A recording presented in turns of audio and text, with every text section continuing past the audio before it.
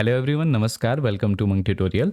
दोस्तों, आज के इस वीडियो में हम विस्तार से समझेंगे छत्तीसगढ़ में मराठा शासन की स्थापना से लेकर प्रशासनिक ढांचे, राजस्व प्रणाली, सामाजिक सांस्कृतिक बदलाव से ब्रिटिश आगमन तक के पूरे इतिहास को। यह सिर्फ शासन की कहानी नहीं है, उस प्रक्रिया की कहानी है जिसने छत्तीसगढ़ की प्रशासनिक और सामाजिक संरचना को हमेशा के लिए बदल दिया। इतिहास केवल तिथियों और घटनाओं का संग्रह नहीं, यह उस संघर्ष की कहानी है जिसने एक प्रदेश की पहचान तय की। 18वीं शताब्दी में जब छत्तीसगढ़ का हैहवंशी शासन कमजोर पड़ चुका था, राजस्व व्यवस्था टूट चुकी थी, अधिकारी मनमानी कर रहे थे और जनता आर्थिक बोझ से कराह रही थी, तभी इस भूमि पर एक नया अध्याय शुरू हुआ, मराठा शासन का अध्याय। मराठों ने इस प्रदेश को ऐसे हालात में पाया जहां व्यवस्था लगभग समाप्त हो चुकी थी और फिर शुरू हुआ एक विशाल प्रशासनिक ढांचे का निर्माण। नए अधिकारी, नया कर प्रबंधन, गांव से परगना तक सत्ता का पुनर्गठन और जनता के जीवन में गहरे परिवर्तन। राजस्व सुधार, परगना व्यवस्था, गौटिया की मजबूती, कठोर कर प्रणाली, पंचायत न्याय, सामाजिक जीवन, धार्मिक परंपराएं और फिर ब्रिटिश हस्तक्षेप, इन सब ने मिलकर छत्तीसगढ़ को एक ऐसे मोड़ पर पहुंचा दिया जहां इतिहास ने करवट ली और भविष्य बदल गया। तो आइए शासन की शुरुआत करते हैं बिना किसी विलंब के। छत्तीसगढ़ में मराठा प्रशासन। और मराठा प्रशासन में सबसे पहले हम लोग जानते हैं मराठा शासन के पदाधिकारी कालक्रम के अनुसार। देखिए, जो मराठा शासन था ये 1741 से लेकर 1854 तक था और इसे बेसिकली हम लोग 5 भागों में बांट कर पढ़ते हैं। पहला होता है अप्रत्यक्ष भोसला शासन जो 1741 से लेकर 1758 तक था। दूसरा है प्रत्यक्ष भोसला शासन जो 1758 से 1787 तक।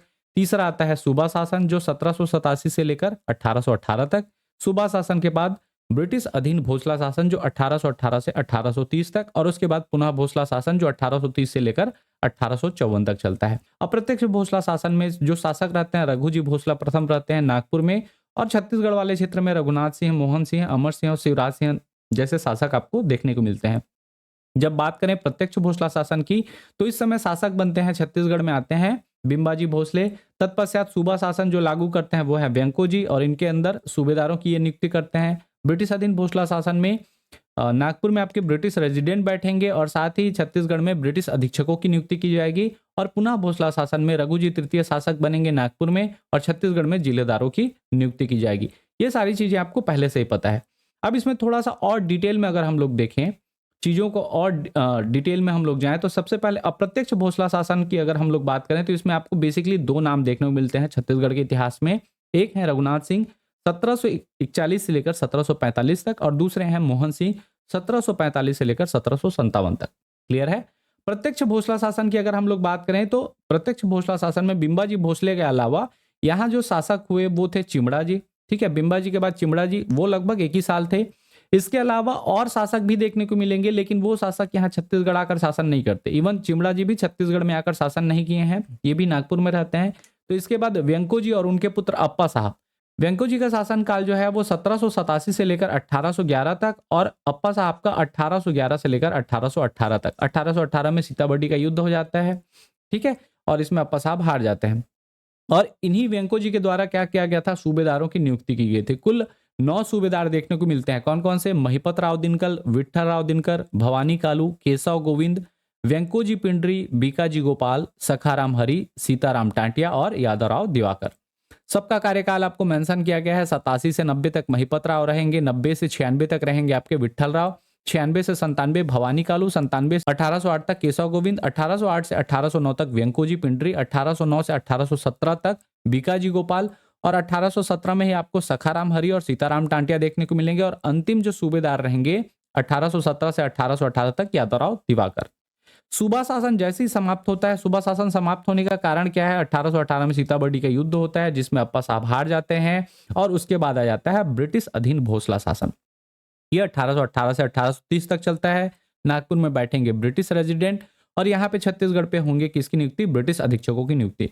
कुल 6 ब्रिटिश अधीक्षक हम लोगों ने जाना था। Captain Edmund, colonel Agnew, captain Hunter, captain Sandys, captain Wilkinson और क्राफर्ड। ठीक है, 1818 में आपके एडमंड रहेंगे, 1818 से 1825 तक एगेन्यू, 1825 में ही आपके हंटर, उसके बाद सैंडिस आपके 1825 से 1828, विल्किंस जो थे ये 1828 से 29 तक और 29 और 30 में अंतिम जो हमारे ब्रिटिश अधीक्षक थे वो क्राफर्ड थे।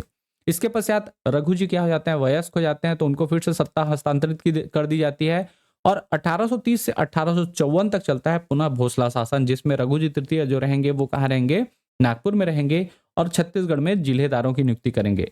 कुल यहाँ हमको 8 जिलेदार देखने को मिलते हैं। कृष्णा राव अप्पा जो छत्तीसगढ़ के पहले जिलेदार थे, इसके अलावा अमृत राव, सदरुद्दीन, दुर्गा प्रसाद, इंटुक राव या इंदुक राव, उसके अलावा सखाराम बापू, गोविंद राव अप्पा और गोपाल राव आनंद। छत्तीसगढ़ के अंतिम जिलेदार कौन है, गोपाल राव आनंद।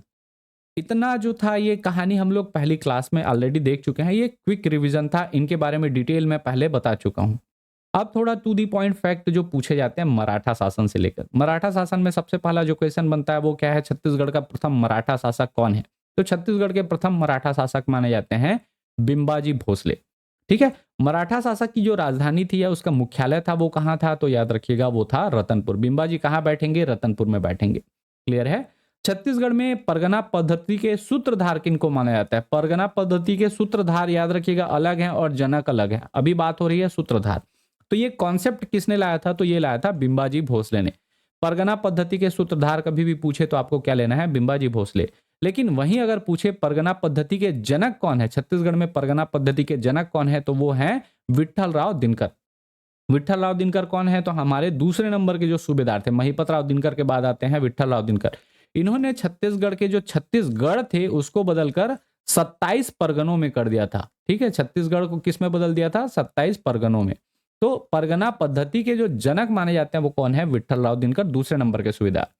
छत्तीसगढ़ में सूबा शासन के जनक कौन है, सूबा शासन किसने स्टार्ट किया, तो याद रखिएगा व्यंकोजी भोसला। व्यंकोजी भोसले जो हैं ये छत्तीसगढ़ में सूबा शासन के जनक हैं। महिपत राव दिनकर, विट्ठल राव दिनकर, भवानी कालू, केशव गोविंद, व्यंकोजी पिंडरी, बीकाजी गोपाल, सखाराम हरि, सीताराम टांटिया और यादव राव दिवाकर। तो छत्तीसगढ़ के प्रथम सूबेदार कौन होंगे, महिपत राव दिनकर, और अंतिम सूबेदार कौन होंगे, तो यादव राव दिवाकर। ये चीजें क्लियर हैं। इसके अलावा कुछ और फैक्ट जो है उसको देख लेते हैं। जैसे सूबेदार के बारे में अगर हम लोग जान रहे हैं तो सूबेदार का मुख्यालय कहाँ हुआ करता था, तो याद रखिएगा छत्तीसगढ़ में जब सूबा शासन रहेगा तो सूबेदार का मुख्यालय जो रहेगा वो रतनपुर ही रहेगा। जैसे ही ब्रिटिश अधीन भोसला शासन आएंगे तो मुख्यालय को परिवर्तित करेंगे हमारे कौन, एगेन्यू। रतनपुर से मुख्यालय कहाँ लेके चले जाएंगे, रायपुर लेके चले जाएंगे। तो सूबा शासन में सूबेदार का मुख्यालय रतनपुर रहेगा। अब छत्तीसगढ़ में आ जाते हैं कौन, ब्रिटिश अधीक्षक। तो छत्तीसगढ़ के प्रथम ब्रिटिश अधीक्षक कौन रहेंगे, कैप्टन एडमंड। और छत्तीसगढ़ के अंतिम ब्रिटिश अधीक्षक की अगर बात करें तो वो कौन रहेंगे, क्राफर्ड। कुल 6 ब्रिटिश अधीक्षक देखते हैं, captain Edmund, Agnew, Hunter, सैंडीज, Wilkinson और क्राफर्ड। ठीक है, तो अंतिम है हमारे क्राफर्ड। अब ब्रिटिश अधीक्षक की जो राजधानी या मुख्यालय है वो कहाँ रहेगा, तो वो रहेगा रायपुर। किसने ये परिवर्तन कराया था, ये राजधानी परिवर्तन किए थे, तो वो दूसरे नंबर के ब्रिटिश अधीक्षक थे कैप्टन एगेन्यू। उन्होंने रतनपुर से रायपुर राजधानी परिवर्तन किया था। क्लियर है। इसके पश्चात जब रघुजी तृतीय वयस्क हो जाते हैं तो 1830 से लेकर 1854 तक चलता है आपका जिलेदार का शासन। ठीक है, जिलेदारों की नियुक्ति होती है। तो छत्तीसगढ़ के प्रथम जिलेदार कौन होते हैं, कृष्णा राव अप्पा। ठीक है, प्रथम जिलेदार कौन है, कृष्णा राव अप्पा। छत्तीसगढ़ में कुल 8 जिलेदार हुए, कृष्णा राव अप्पा, अमृत राव, सदरुद्दीन, दुर्गा प्रसाद, इंटुक राव, सखाराम बापू, गोविंद राव अप्पा और गोपाल राव आनंद। तो छत्तीसगढ़ के अंतिम जिलेदार कौन होंगे, गोपाल राव आनंद होंगे। क्लियर है। और जिलेदार का भी मुख्यालय कहाँ रहेगा, तो ये फिर से रतनपुर लेके नहीं जाएंगे, अब जिलेदार का मुख्यालय रायपुर ही रहने वाला है। यहां तक चीजें क्लियर हैं। चलिए, ये टू दी पॉइंट फैक्ट थे जो हम लोगों ने अभी तक पढ़े हैं, उसको मैं बस एक स्लाइड में आपको बता दिया हूं।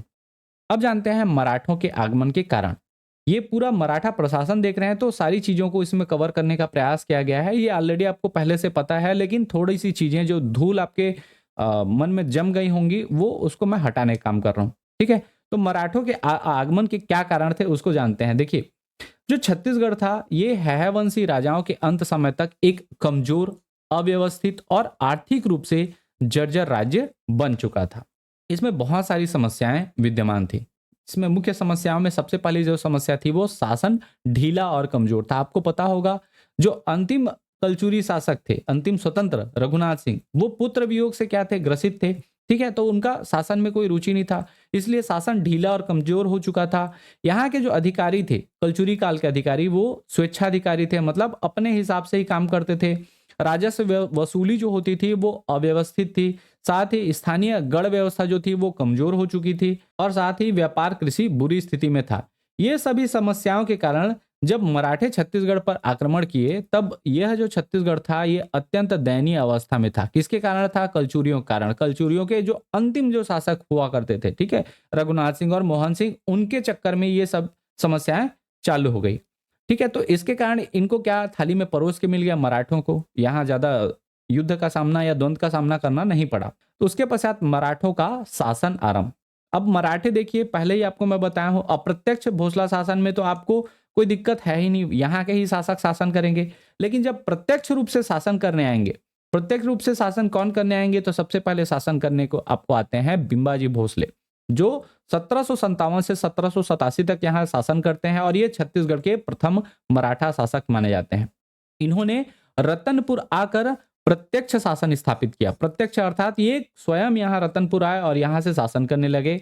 हैहकालीन व्यवस्था को उसी रूप में इन्होंने चलाया, उसमें कोई भी परिवर्तन इन्होंने नहीं किया। ठीक है, धीरे से परिवर्तन होते जाएगा, लेकिन बिंबाजी ने क्या किया? एज इट इज जैसा चल रहा है वैसा चलाने का प्रयास किया। जनता की समस्याओं का समाधान स्थानीय रूप से सरल था, क्योंकि यहाँ स्वयं राजा आके बैठ रहे थे। ठीक है, और शासन अपेक्षाकृत शांत व नियंत्रित था, क्योंकि ये बिंबाजी एकमात्र ऐसे मराठे शासक हैं जिन्होंने छत्तीसगढ़ पर शासन किया लेकिन छत्तीसगढ़ का शोषण नहीं किया। ठीक है, बाद के जो परवर्ती मराठे शासक मिलेंगे वो छत्तीसगढ़ को सिर्फ और सिर्फ शोषण के लिए प्रयोग करेंगे। जैसे आपको दूसरे आपको नाम मिलते हैं, व्यंकोजी भोसला 1787 से 1815, एक बीच में चिमड़ा जी भी आएंगे। ठीक है, तो व्यंको जी में आते हैं। इन्होंने ये जो है, ये व्यंको जी कभी छत्तीसगढ़ नहीं आए, नागपुर से ये शासन किए। इनका मेन इंटरेस्ट नागपुर में ही था। ठीक है, और प्रत्यक्ष शासन की जगह ये प्रतिनिधि शासन चालू कर दिए। प्रतिनिधि शासन को हम लोग एक और नाम जानते हैं, वो कहलाता है सूबा शासन, अर्थात सूबेदारों द्वारा जो शासन होता था। ये कौन चलाते थे?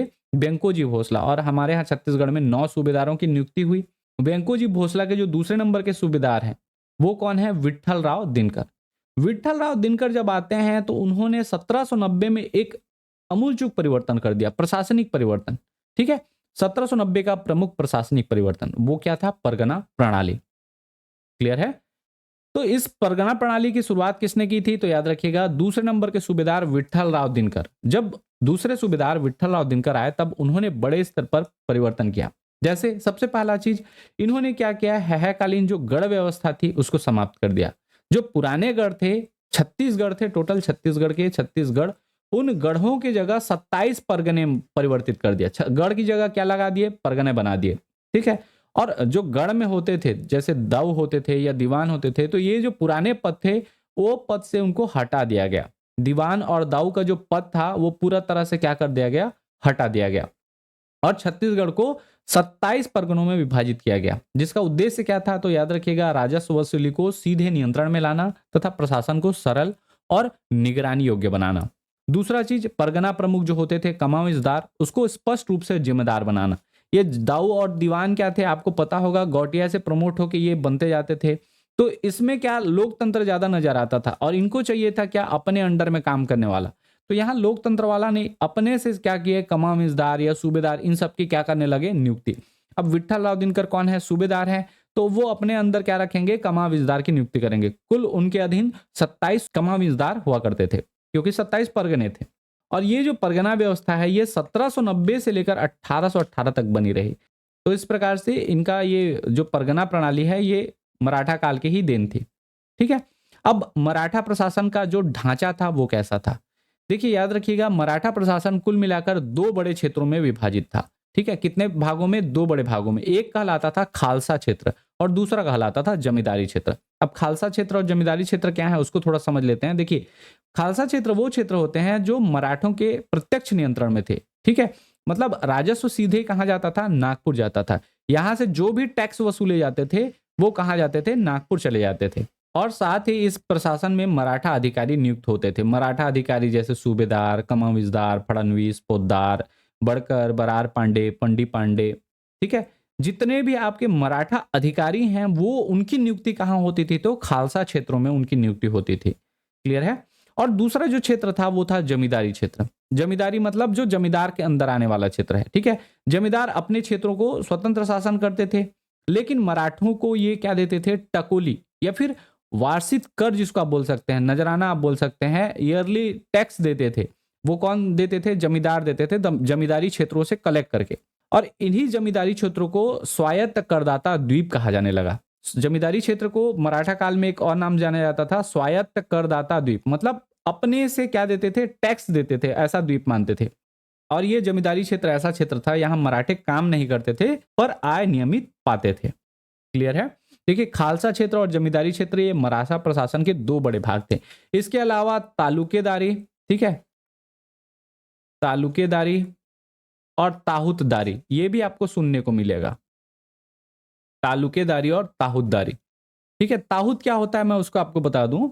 तो जैसे कोई भूमि जो है वो बंजर है या कृषि योग्य नहीं है या त्यागी गई है, वैसी भूमि को कृषि योग्य बनाने के लिए ताहुत का निर्माण किया जाता था, उसको ताहुतदारी प्रथा कहते थे।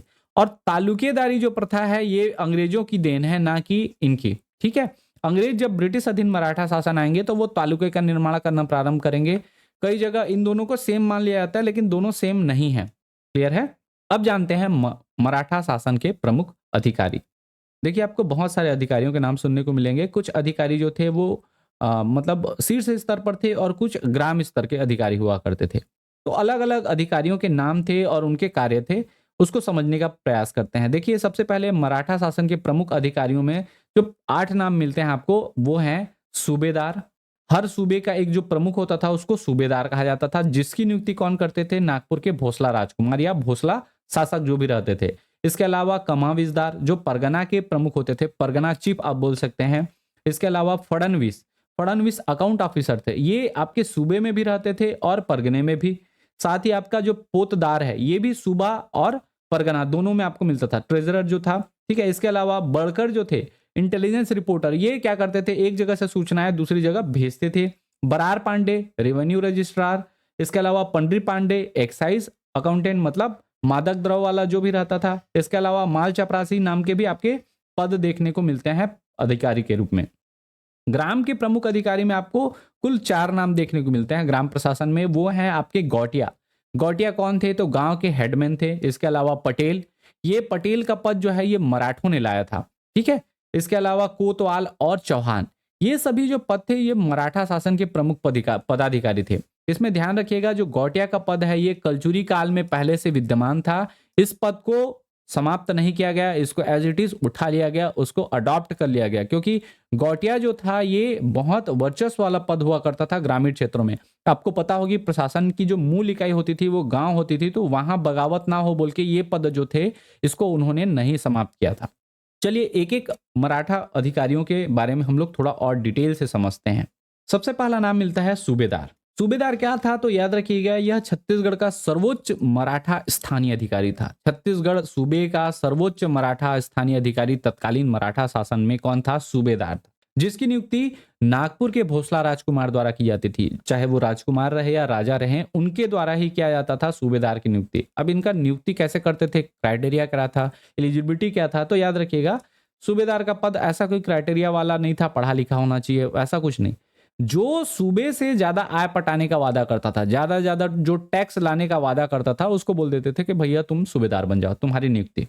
अब इस सूबेदार के कार्य क्या थे? ये जो सूबेदार था इसको सूबे के अंदर सैन्य, असैनिक, राजस्व, दीवानी, फौजदारी, सबका ये क्या होता था? मुखिया होता था। मतलब उस सूबे का राजा होता था ये सूबेदार। समूचे सूबे की आय जो टैक्स टारगेट है उसको पूरा करवाना इसका क्या होता था? मुख्य उद्देश्य होता था। जितना भी, मान लो वो, एक एग्जांपल के लिए मैं बोल रहा हूं, सूबेदार प्रॉमिस किया है कि 2 लाख रुपए मैं छत्तीसगढ़ सूबे से वसूल के दूंगा, तो वो टैक्स टारगेट को कैसे भी करके पूरा करवाएगा। ये इसका क्या था? एम था सूबेदार का, क्योंकि वो 2 लाख इसको देना ही है। परगनों की व्यवस्था को देखता था, जो परगना में आपके कमाविजदार थे इसके अधीन थे, वहां की भी व्यवस्था देखता था और उनको आवश्यकता पड़ने पर सैनिक बल भी उपलब्ध करवाता था। ठीक है, तो कुल मिलाकर इसके विशेष में वही है, सूबे की आय पटाने का ये वादा करता था। ज्यादा ज्यादा आय पटाएगा तो उसको नियुक्ति दी जाती थी। ये कार्य रहता था सूबेदार का। इसके समान ही एक और कार्य आपको अधिकारी मिलता है, वो है जिल्हेदार। ठीक है, सूबेदार के समान ही पावर थे उसके पास, और ये भी क्या था? छत्तीसगढ़ का सर्वोच्च मराठा स्थानीय अधिकारी था, जो सूबेदार के स्थान पर 1830 से लेकर 1854 तक नियुक्त पदाधिकारी था, जिसकी नियुक्ति नागपुर के राजा रघुजी तृतीय द्वारा किया गया। सूबेदार की नियुक्ति नागपुर के राजकुमार या राजा द्वारा की किया जाता था। लेकिन यहाँ जो जिलेदार हैं सबकी नियुक्ति सिर्फ और सिर्फ रघुजी तृतीय द्वारा किया जाएगा। ठीक है, क्योंकि इनके ही शासनकाल में सेम इनके पास कार्य रहेंगे, सेम इनके पास वो रहेगा। ठीक है, जितनी भी शक्तियां रहेंगी जिलेदार की शक्ति सूबेदार के समान ही रहेगी। कोई सिर्फ पद का नाम चेंज हुआ है, पावर उतना ही था। क्लियर है? इसके अलावा जो परगने का हेड होता है जिसको क्या कहा जाता है, परगना चीफ, वो है कमाविजदार। ठीक है, कमाविजदार कौन है? तो यह परगने का सर्वोच्च अधिकारी या परगने का ये सूबेदार प्रतिनिधि था। ठीक है, परगने का क्या था? सूबेदार का प्रतिनिधि या सर्वोच्च अधिकारी था। परगने का आप बोल सकते हो परगने का राजा था उस समय का। क्लियर है? इसके क्या कार्य थे? तो याद रखिएगा, इसके कार्यों में परगने के सैन्य, असैनिक, राजस्व, दीवानी, फौजदारी, सबका ये क्या होता था? मुखिया होता था। राजस्व वसूली की जिम्मेदारी तथा कानून व्यवस्था, शांति बनाए रखना, ये सब किस कार्य परगने में कौन देखता था? कमाविजदार। गांव स्तर से सूचनाएं प्राप्त करना और परगने की पूरी रिपोर्ट जो है वो सूबेदार को ये सौंपता था। और इसका जो वेतन था वो कितना था? तो ये 200 से लेकर 500 रुपए प्रति वर्ष वेतन के रूप में इन्हें प्राप्त होता था। याद रखिएगा, ये घटना जो है ये 1818 या ज्यादा 1854 तक चल रहा है, 1854 तक। ठीक है, तो उस समय के हिसाब से आप वेतन देखिएगा, अभी का नहीं है ना, ईयरली है ये, प्रति वर्ष वेतन है, ये ध्यान रखिएगा। 200 से लेकर कितना? 500 रुपए प्रति वर्ष वेतन के रूप में इन्हें प्राप्त होता था। इनकी आमदनी का अन्य कोई स्रोत नहीं था, सिर्फ वेतन पर ही ये वेतन भत्ता इनको मिलता था। ठीक है, और बेसिक इसमें जो महत्वपूर्ण बात याद रखिएगा, कमाविजदार वो आदमी है जो मराठा प्रशासन की रीढ़ थे, क्योंकि यहीं से आपका हर सूबा संचालित होता था। परगना ही, छत्तीसगढ़ के जो 27 परगने थे, वहां वो परगने का कमाविजदार ही देखता था कि कौन से गांव से कर आ रहा है, नहीं आ रहा है, क्योंकि सूबेदार तो सिर्फ कमाविजदार को देखते थे या जिलेदार कमाविजदार को देखते थे। ठीक है, क्योंकि परगना के हेड से वो संपर्क है, उनको सिर्फ 27 परगना चलाना है। लेकिन जो एक परगना है उसके अधीन कई गांव थे, उनको सब गांव को मेंटेन करके रखना था। तो ये मराठा प्रशासन की क्या थे? रीढ़ थे। ठीक है, कमाविजदार के बाद अगला नाम मिलता है फडणवीस, अकाउंट ऑफिसर। याद रखिएगा, ये सूबेदार के अधीन भी थे और आपके कमाविजदार के अधीन, अर्थात सूबे में भी थे। ये जो सूबे का मुख्यालय है, मान लो रतनपुर, तो वहां भी आपके फडणवीस बैठेंगे सूबेदार के मुख्यालय में, सूबेदार के कार्यालय में। और साथ ही कमाविजदार या फिर जो परगना चीफ है उसके ऑफिस में भी आपको अकाउंट ऑफिसर या फिर फडणवीस देखने को मिलते हैं। तो यह परगना, सूबा या जिला की आय व्यय का पूरा हिसाब रखने वाला सर्वोच्च लेखा अधिकारी था। सूबेदार या जो जिलेदार हैं उनके कार्यालय में जो बैठते थे उनको वरिष्ठ फडणवीस कहा जाता था। वरिष्ठ फडणवीस किसके कार्यालय में बैठेंगे? सूबेदार या जिलादार। ठीक है, मतलब छत्तीसगढ़ भर के जो बैठते थे, टोटल देखते थे, वो कहलाते थे वरिष्ठ फडणवीस। अब प्रत्येक परगने में फडणवीस की भी क्या होती थी? नियुक्ति होती थी। हर परगने में क्या होगा? फडणवीस, और सूबेदार या जिलेदार के कार्यालय में वरिष्ठ फडणवीस। अब इन वरिष्ठ फडणवीस या फडणवीस के जो हेल्पर होते थे या सहायक होते थे, उनको कहा जाता था नायब फडणवीस। ये सभी मिलकर क्या करते थे? अकाउंट का ही काम करते थे। इनको अकाउंट ऑफिसर आप मान सकते हैं। जो वरिष्ठ हो गए, जो सीनियर है उनको वरिष्ठ फडणवीस, जो मतलब सहायक है उनको नायब फडणवीस। क्लियर है? तो ये थे हमारे कौन? मराठा काल के फडणवीस। अब फडणवीस के बाद आते हैं पोतदार, कहीं कहीं से फोतदार भी कहा जाता है, ट्रेजरर। ठीक है, पोतदार या फोतदार।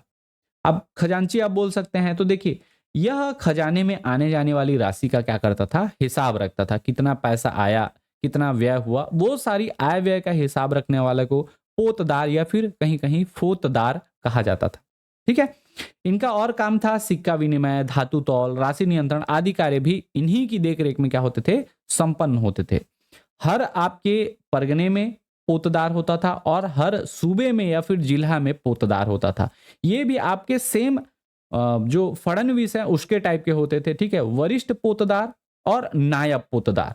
क्लियर है? वो चीजें मैं इसमें मेंशन नहीं किया हूं, लेकिन वो चीजें आपको याद रखनी है। इसके अलावा एक और नाम आपको मिलता है, वो है बड़कर, इंटेलिजेंस रिपोर्टर। ये हर परगने में इसकी नियुक्ति होती थी। ये क्या करते थे? कमाविजदार को परगने की सामान्य स्थिति की रिपोर्ट भेजता था। सामान्य स्थिति की रिपोर्ट मतलब जैसे कि आपका फसल, गांव विवाद, अपराध की सूचना, ये सब जो रिपोर्ट है भेजने का काम कौन करता था? बड़कर करता था। ये क्या? फील्ड ऑफिसर आपका बोल सकते हो। फील्ड में घूमता था, देखता था कि फसल कैसी है, गांव के बीच में विवाद को चल रहा है, कोई अपराध हुआ है तो उसकी सूचना, और उसके हिसाब से फिर कमाविजदार जो है उस परगने में कोई भी डिसीजन लेता था। क्लियर है? बड़कर के बाद अगला नाम मिलता है हमको बरार पांडे, रिवेन्यू रजिस्ट्रार। देखिए, प्रत्येक गांव का दौरा कर लगान संबंधी जो दस्तावेज है तैयार करने का कार्य कौन करते थे? बरार पांडे करते थे। कि किस गांव में कैसी उपज हुई है, यहाँ से कितना टैक्स लिया जाएगा, इतना कितना जमीन है, और वो जो टैक्स है वो किसको बताया जाएगा? गौटिया को बताया जाएगा, तुम्हारे गांव में इतना भूमि है। ठीक है, तो ये लगान संबंधी जो दस्तावेज तैयार करने का काम है वो कौन करते थे? बरार पांडे। कौन कितना कर देगा यह निर्धारित करने का भी कार्य कौन करता था? बरार पांडे करता था। और साथ ही गांव का राजस्व विवरण एकत्र कर कमाविजदार को भेजता था। कमाविजदार फिर उसके हिसाब से गोटिया लोगों को आदेशित करते थे कि इतना इतना तुम्हारा आने वाला है। ठीक है, तो उस समय आप बोल सकते हैं जितना भी रिवेन्यू आने वाला है, कौन कितना कर देगा, उसका निर्धारण बरार पांडे करके कमाविजदार को देता था, और कमाविजदार फिर गौटिया के माध्यम से कर की उगाही करते थे। बरार पांडे के बाद अगला नाम मिलता है वो है पंडरी पांडे या फिर एक्साइज अकाउंटेंट। पंडरी पांडे कौन थे? तो याद रखिएगा, शराब या फिर जो मादक द्रव्य होते हैं उनसे होने वाली आय का या आमदनी का हिसाब रखने वाला व्यक्ति क्या कहलाता था? एक्साइज अकाउंटेंट या फिर पंडरी पांडे। ठीक है, जितने भी आपके महुए के शराब हैं या कोई मादक द्रव्य है उसको बिक्री होती थी, तो वहां से जो भी आमदनी होती थी उसका हिसाब ये रखते थे पंडरी पांडे। अगला जो नाम मिलता है वो है माल चपरासी। माल चपरासी बेसिकली आपका माल से तात्पर्य होता है, याद रखिएगा, आपका रुपया, पैसा या धन। ठीक है, आपको अंग्रेज काल में भी आपको बाद में देखने को मिलेगा, वो फिर माल गुजार के नाम से जाने जाते हैं। तो माल चपरासी इन्हीं ब्रिटिश आपके जो मराठे थे उनके माल से लिया गया। माल चपरासी से बाद में बना माल गुजार। तो ये माल चपरासी और माल गुजार एक नहीं है ना, वो शब्द माल लिया गया है।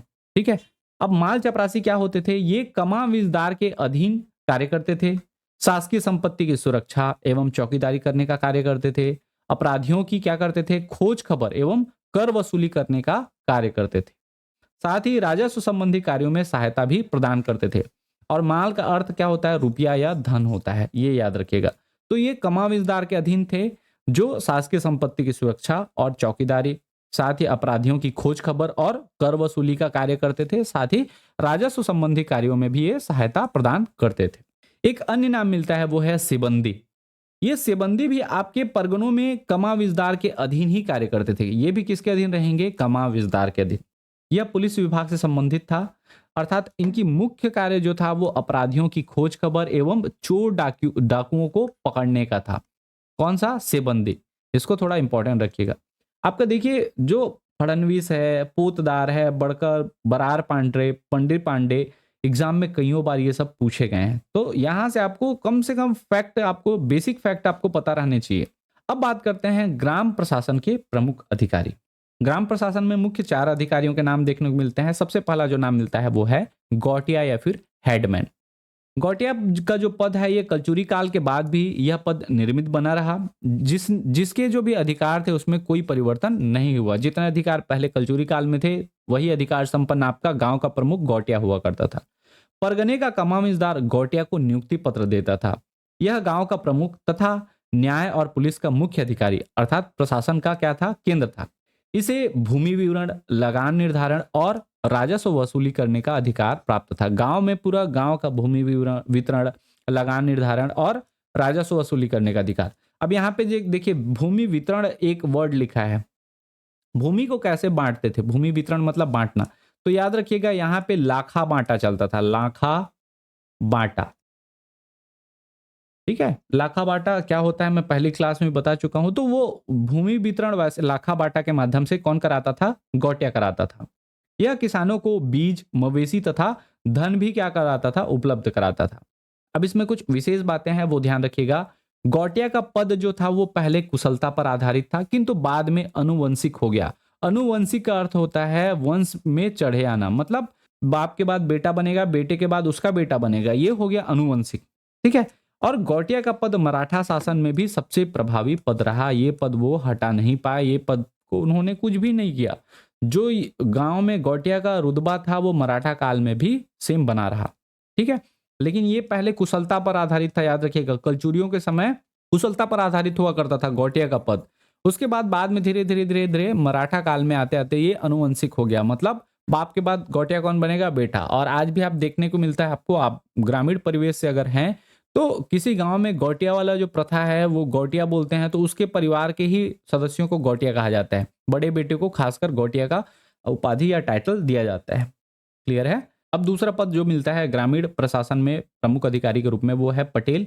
और ये किसी सरनेम की बात नहीं हुई, ये पद हुआ करता था। ठीक है, मराठा काल में इस नवीन पद का सृजन किया गया था, अर्थात मराठों के द्वारा इस पद को बनाया गया था। यह पद मुख्यतः महाराष्ट्रियन ब्राह्मणों को दिया जाता था। यह राजस्व वसूली करने में कमाविजदार का प्रतिनिधि के रूप में गौटिया की सहायता करता था। मतलब गांव वाले क्षेत्र में रहेंगे पटेल, लेकिन किसके लिए रहेंगे? कमाविजदार। अगर गौटिया कुछ भी करता है तो गौटिया का आपके कमाविजदार का प्रतिनिधि है, ये सीधा कमाविजदार को बता देगा कि गौटिया यहाँ पे आपका राजस्व सही से वसूली नहीं कर रहा है। ठीक है, मतलब गौटिया के ऊपर नियंत्रण रखने के लिए किसको लगाए थे? पटेल को। यह भूमि कर का निर्धारण में सहायता, कृषि भूमि सुधार का प्रयास करता था। और यह पद क्या नहीं था? अनुमानसिक नहीं था और न ही इसे बेचा जा सकता था। मतलब यहाँ अभी भी किसके ऊपर फोकस किया जाता था? महाराष्ट्रियन ब्राह्मणों को दिया जाता था, लेकिन साथ ही उनकी जो कुशलता है उस पर फोकस किया जाता था। अनुवंशिक नहीं था, मतलब जरूरी नहीं है कि जो पटेल है उसका बेटा उस गांव का फिर से पटेल बने। क्लियर है। विशेष में अगर कुछ बातें जाननी है तो याद रखिएगा, पटेल अपने कार्यों के एवज में वेतन के अलावा लाभांश भी प्राप्त करता था। मतलब अलग से आप उसको क्या मिलता था? इंसेंटिव मिलता था, जिसके कारण ब्रिटिश काल में कैप्टन एगेन्यू ने इस पद को अनावश्यक और किसानों पर भार मानकर इस पद को ही क्या कर दिया? समाप्त कर दिया। तो पटेल का जो पद है वो आपको सिर्फ और सिर्फ मराठा काल में देखने को मिलेगा। मैं पहले भी बताया हूं, ये पद था, ना किसी का सरनेम। इसके पश्चात ग्राम प्रशासन में तीसरा जो प्रमुख पदाधिकारी था वो था कोतवाल। याद रखिएगा, कोतवाल की जो नियुक्ति होती थी ये शासन की ओर से इसकी नियुक्ति की जाती थी। और इसका मुख्य कार्य जो था वो गांव की सुरक्षा, रात में पहरा देना, चोरी डकैती जैसी घटनाओं पर रोक लगाना था। और इसे पारिश्रमिक के रूप में गौटिया के द्वारा गांव में एक खेत और अनाज आदि मिलता था। इनको गांव के द्वारा, गौटिया के द्वारा ही जो कोतवाल नियुक्त होते थे उनको गांव में एक खेत दे दिया जाता था, खाने के लिए अनाज दे दिया जाता था। और ये क्या करते थे? गांव की सुरक्षा, रात में पहरा देना, चोरी डकैती जैसी घटनाओं पर रोक लगाना।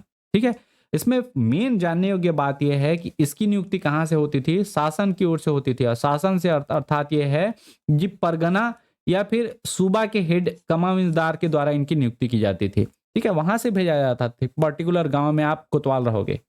लेकिन एक और ग्रामीण प्रशासन अधिकारी मिलता है, वो है चौहान।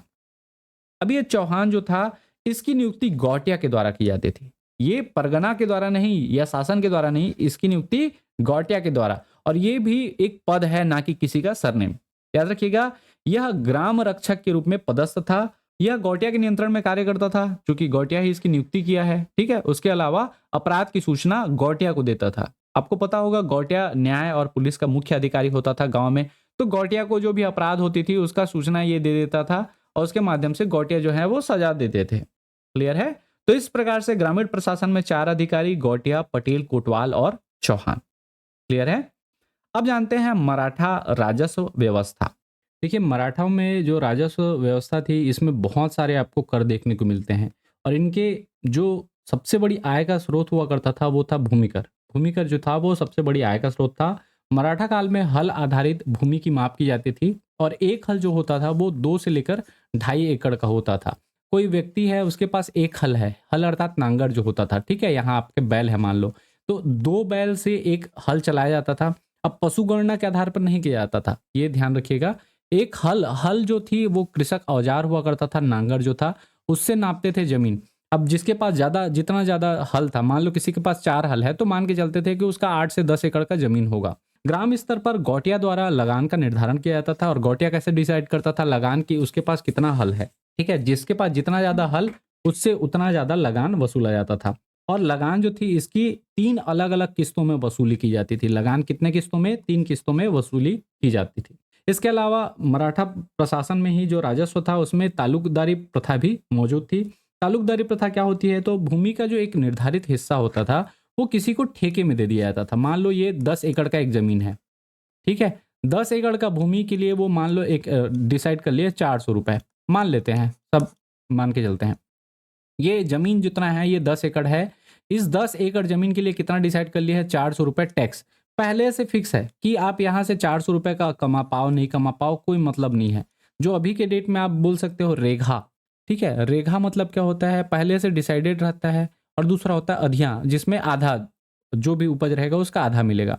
तो ये रेघा टाइप का था। मराठे काल में इसको तालुकदारी प्रथा कहा जाता था। इसमें भूमि का एक निर्धारित हिस्सा क्या है, एक निर्धारित अवधि के लिए ठेके पर तालुकेदार को प्रदान की जाती थी और साथ ही तालुकेदार द्वारा सरकार को वार्षिक निश्चित राशि वो प्रदान करता था। जो भी राशि डिसाइड हुआ करती थी, मान लो 400 रुपए है तो 400 रुपए वो साल में देगा। अब ये डिपेंड करता है उस तालुके का या जो भी तालुका दिया गया है उस तालुके की आकृति कितनी है, कितने वर्षों के लिए दिया गया है, कितना वार्षिक राशि तय किया गया है। ठीक है, तो ये वेरी करता था अलग अलग क्षेत्र के ऊपर, अलग अलग तालुके के ऊपर। क्लियर है। इन दोनों करों के अलावा यहाँ से तो आय मिल रहा है, इसके अलावा बहुत सारे कर आपको देखने को मिलेंगे। कुछ प्रमुख कर हैं, आपको उनको मैं बताता हूँ। सबसे पहला जो नाम मिलता है वो है टकुली। ये प्रमुख कर एकदम इंपॉर्टेंट है, मोस्ट इंपॉर्टेंट, यहाँ से हर साल क्वेश्चन पूछे जाते हैं। टकोली क्या होता है तो याद रखिएगा, जमींदारों से लिया जाने वाला जो वार्षिक कर था, टैक्स था, वो कहलाता था टकोली। अब देखे हैं मराठा प्रशासन, खालसा क्षेत्र और जमींदारी क्षेत्र। दो, जो खालसा क्षेत्र था वो मराठों के प्रत्यक्ष नियंत्रण में था, जबकि जमींदारी क्षेत्र जो था वो जमींदारों के नियंत्रण में था और इन्हीं जमींदारों से वार्षिक रूप से टैक्स लिया जाता था, जिसको टकोली कहा जाता है। इसके अलावा सायर आप नाम सुनते हैं, तो सायर क्या है, आयात निर्यात कर या फिर बिक्री कर। अब ये जो आयात निर्यात कर हैं, कोई भी वस्तु मान लो ये किसके लिए यूज होगा, जमींदारों के लिए, ये भी किसके लिए होगा, जमींदारों के लिए। कोई जमींदार जो है वो अपने क्षेत्र में किसी वस्तु का आयात कर रहा है, अर्थात कोई वस्तु मंगा रहा है, या फिर निर्यात कर रहा है, कोई वस्तु वहां से बाहर भेज रहा है, तो उन दोनों की बिक्री पर क्या लगता था, कर लगता था, उसको कहा जाता था सायर। अगला नाम मिलता है पंडरी। देखिए आपके जो कृषक होते हैं वो लोग ऑलरेडी टैक्स पटा रहे हैं, ठीक है, वो किसके माध्यम से दे रहे हैं, तो भूमि कर के माध्यम से गौटिया को दे रहे हैं, जो पहले ही हम लोग पॉइंट 1 में देख चुके हैं। ठीक है, इस वाले स्लाइड में हम लोग अगर मैं बात करूं तो यहाँ पे ये भूमि कर ऑलरेडी हम लोग देखे हैं, जो गौटिया को दिया जाता था किसानों के द्वारा, कृषक द्वारा। ठीक, इस भूमि कर के अलावा जो है आपके जो पंडरी है वो गैर कृषक, अर्थात जो कृषि कार्य में संलग्न नहीं है, जैसे धोबी है, नाई है, बढ़ाई है, ठीक है, अलग अलग कार्य, लोहार है, जो कृषि कार्य छोड़ के बाकी कार्य कर रहे हैं, तो गैर कृषकों से लिया जाने वाला जो कर था उसको पंडरी कहा जाता था, जो उनकी कुल आय का लगभग 10% होता था। मान लो कोई व्यक्ति, मान लो वो बढ़ाई है, बढ़ाई का काम कर रहा है, वो 100 रुपए उसकी आय है, वार्षिक आय, ठीक है, तो उस वार्षिक आय का 10% अर्थात 10 रुपए किस रूप में ले लिया जाएगा, टैक्स के रूप में ले लिया जाएगा, और वो टैक्स कहलाता था पंडरी। इसके बाद अगला नाम मिलता है कलाली। कलाली जो है ये मादक द्रव्य पर विक्रय कर था। जैसे आपका कोई महुए का शराब है या कुछ भी आप शराब, ठीक है, मादक द्रव्य जो बना रहे हैं उसके लिए लाइसेंस शुल्क या कर, जैसे कोई व्यक्ति महुए का शराब बना रहा है, वो शराब बेचा तो वहां से भी क्या कर लेते थे, टैक्स ले लेते थे। क्या आप मादक द्रव्य बेच रहे हो तो वहां से जो टैक्स ले जाता था उसको कलाली कहा जाता था। अगला है सेवाई, या इसको कहीं कहीं सेवई भी कहा जाता है, सेवाई या फिर सेवई। ये सेवाई या सेवई जो है ये बेसिकली क्या था, आर्थिक जुर्माना था, अर्थदंड था। ठीक है, इसको अस्थायी कर भी हम लोग बोल सकते हैं। मतलब किसी भी चीज में, जैसे कोई व्यक्ति चोरी कर रहा है, ठीक है, और पकड़ा गया तो उसको एक जुर्माना लगा देते थे, दंड लगा देते थे, उसको कहा जाता था सेवई। किसी का वस्तु को तोड़ फोड़ दिया, किसी का नुकसान कर दिया, तो उसके जुर्माने के रूप में जो ये सेवई कर लिया जाता था। अगला है महाल। महाल जो कर है ये खालसा भूमि पर टैक्स होता था। खालसा भूमि अर्थात जिस पर प्रत्यक्ष रूप से मराठों का नियंत्रण था उसको खालसा भूमि कहा जाता है, और उस भूमि से जो लिया जाने वाला टैक्स था, भूमि कर था, वो महाल कहलाता था। इसके अलावा जमींदारी कर। जमींदारी कर जमींदारों से लिया जाता था, किस चीज के लिए, तो आयातित अनाज पर लिया जाता था। आयातित अनाज पर लिया जाने वाला जो कर था वो कहलाता था जमींदारी कर। ध्यान रखिएगा, शायर भी जमींदारों से ही लिया जाता था, आयात निर्यात कर। लेकिन ये आयात निर्यात कर क्या है, अनाज को छोड़कर, जो खाद्य वस्तुएं हैं उनको छोड़कर बाकी चीजों पर ये कर थोपते थे। जैसे बाहर से कुछ चीज वस्तु मंगाए उस पर, लेकिन ये बेसिकली जमींदारी कर जो था ये अनाजों पर लिया जाता था। आयातित अनाज पर लिया जाने वाला जो कर था वो कहलाता था जमींदारी कर, और ये प्रति गाड़ी 3 प्याली लिया जाता था। ठीक है, प्रति गाड़ी कितना लिया जाता था, 3 प्याली। ये चीजें क्लियर हैं। इसके अलावा कुछ अन्य कर भी आपको देखने को मिलेंगे मराठा प्रशासन में, जिसमें से पहला नाम मिलता है पट्टी।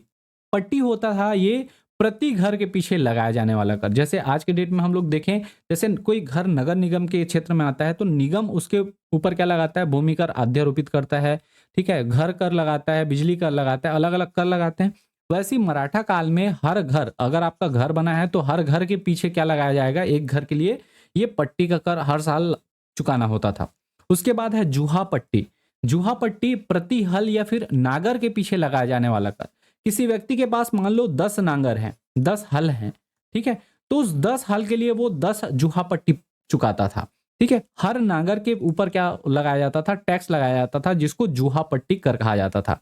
इसके बाद है टोयंगा पट्टी कर। टोयंगा पट्टी कर क्या है, गैर निवासी, घुमंतु या बंजारों से लिया जाने वाला कर।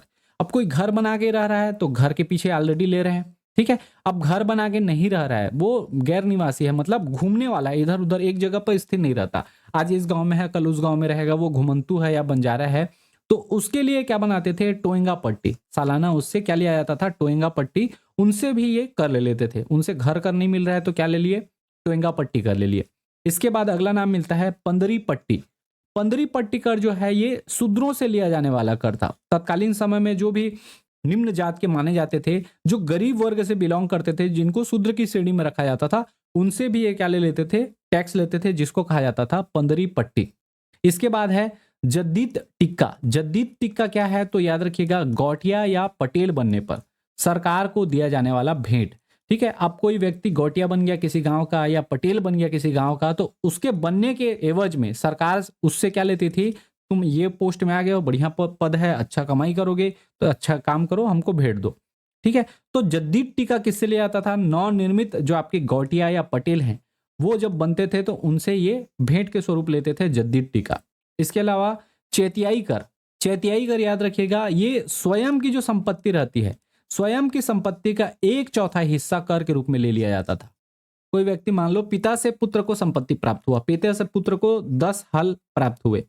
ठीक है, अब पिता की मृत्यु हो गई, एक पुत्र था, उसको 10 हल मिल गया।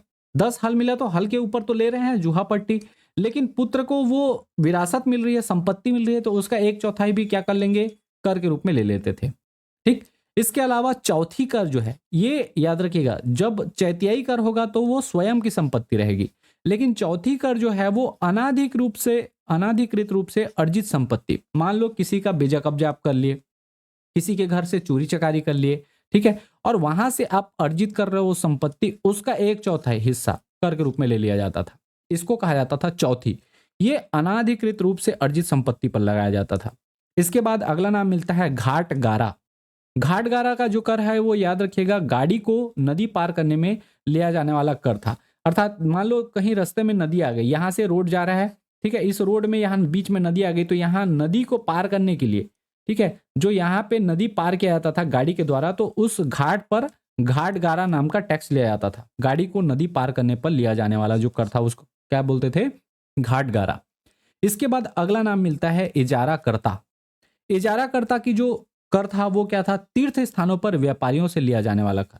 मान लो कोई नारियल बेच रहा है, कोई फूल बेच रहा है, ठीक है, कोई अलग अलग प्रकार के जो भी वस्तुएं बेच रहे हैं तीर्थ स्थानों पर, तो वहां के जो बेचने वाले व्यापारी थे उनसे ये टैक्स लेते थे, उसको कहा जाता था इजारा कर्ता।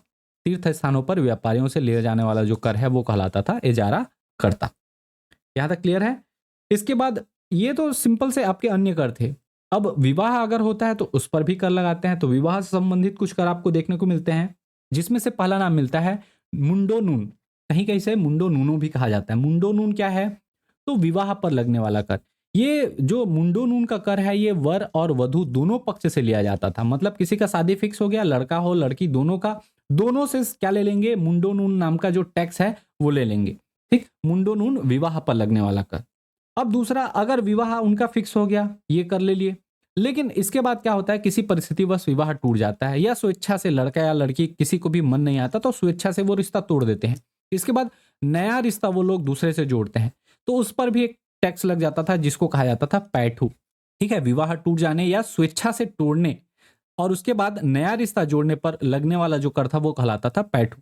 चलो विवाह भी हो गया, किसी कारणवश जो लड़की है उसके पति की मृत्यु हो गई, अर्थात वो विधवा हो गई, या किसी कारणवश ससुराल ने उसे त्याग दिया, अर्थात परित्यक्ता स्त्री हो गई, तो अगर वह पुनः विवाह करती है, पुनर्विवाह करती है, तो उस पर भी एक क्या टैक्स लगता था, चूरी पहरावन टैक्स।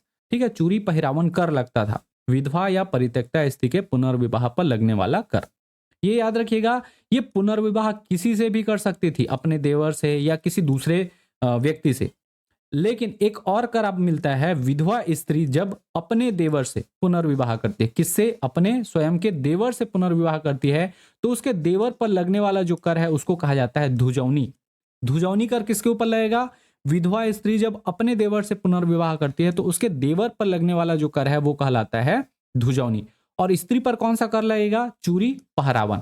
ठीक है, पुनर्विवाह अपने देवर से करे या किसी से भी करे, उसके ऊपर अगर वो पुनर्विवाह करती है मतलब उसको चूरी पहरावन कर देना पड़ेगा। स्त्री जो है वो विधवा या परित्यक्ता स्त्री पुनर्विवाह ही करना नहीं चाहती, अपने माता पिता के साथ रहना चाहती है, तो उसके लिए एक फिर से नया कर का प्रावधान सावन या साबुन। इसमें क्या होता था, विधवा या परित्यक्ता स्त्री का पुनर्विवाह न कराकर माता पिता उसे अपने पास रख लेते थे, तो उस पर माता पिता को लगने वाला जो कर था वो क्या कहलाता था? सावन या साबुन। और लगभग सबकी राशि समान हुआ करती थी। ठीक है, मतलब कुल मिलाकर आप शादी करो तो पैसा दो, शादी टूट जाता है तब भी पैसा दो, आपके हस्बैंड या की मृत्यु हो जाती है या फिर आप परित्यक्ता हो जाते हो तब भी पैसा दो, देवर से शादी करते हो तो देवर भी पैसा दे। ठीक है, शादी नहीं करते हो, माता पिता के साथ रहते हो तब भी पैसा दो। कुल मिलाकर कहीं से भी आपको बचने के आसार नहीं है। इसके बाद गुनहगारी कर। ये कर क्या है? ये पर स्त्री से लैंगिक संबंध तथा कुंवारियों से लैंगिक संबंध रखने वालों के ऊपर दंडात्मक रूप से लगाया जाता था। मतलब किसी दूसरी स्त्री के साथ आपका शारीरिक संबंध है या कुंवारी लड़कियों के साथ संबंध है जिसके साथ आपका विवाह नहीं हुआ है, तो उसके ऊपर यह दंडात्मक रूप से कर लगाया जाता था, जिसको कहा जाता था गुनहगारी कर। और इसके बाद देखिए, मान ले जाए आप इसमें से किसी चीज को नहीं किए हो, आप क्या किए? इंटरकास्ट मैरिज किए। ठीक है, जाति से दूसरी जाति में अंतर जातीय विवाह किया आपने, तो आपको जाति से बहिष्कृत कर दिया जाता था। अब जब जाति से आप बहिष्कृत हैं, ठीक, तो आपको जाति में फिर पुनः जाति में मिलाने के लिए आपसे लिया जाने वाला जो टैक्स था उसको कहा जाता था भात खवाई। और इस भात खवाई में याद रखिएगा, ये टैक्स लेने के बाद एक सामूहिक रूप से आपका भोज का आयोजन किया जाता था, जिसमें आपके जाति के लोग आपको फिर से अपनी जाति में मिलाते थे। ये वाला जितना कॉन्सेप्ट है ये कहाँ विद्यमान था? मराठा प्रशासन के समय।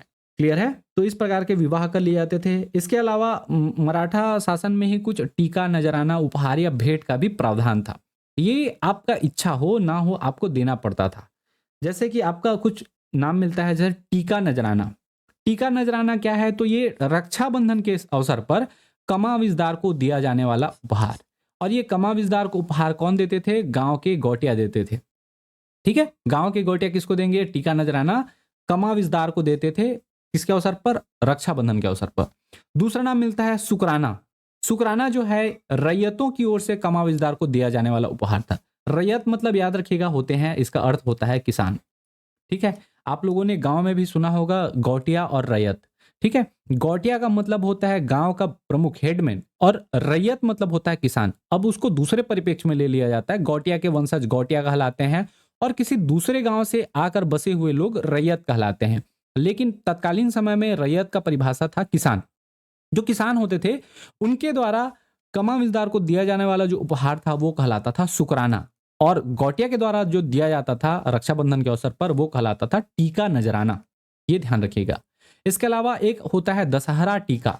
दशहरा टीका दशहरा के अवसर पर जमींदारों से लिया जाने वाला जो उपहार था, ये उपहार भी कौन लेंगे? तो आपके सूबेदार लेंगे या फिर उस पर्टिकुलर क्षेत्र के क्या रहेंगे, जो जिलेदार रहेंगे वो लेंगे। दशहरा टीका। इसके अलावा तहरू। दशहरा के अवसर पर ही आपके तहरू लिया जाता था। जो तहरू था वो बेसिकली आपका प्रत्येक गांव से एक एक बकरा लिया जाता था पार्टी करने के लिए। तो दशहरा के अवसर पर प्रत्येक गांव से जो एक एक बकरा लिया जाता था उसको कहा जाता था तहरू टीका। इसके बाद अगला नाम मिलता है पान टीका। पान टीका क्या है? राजा साहब के पान का खर्च के लिए जो लिया जाने वाला भेंट राशि है वो कहलाता था पान टीका।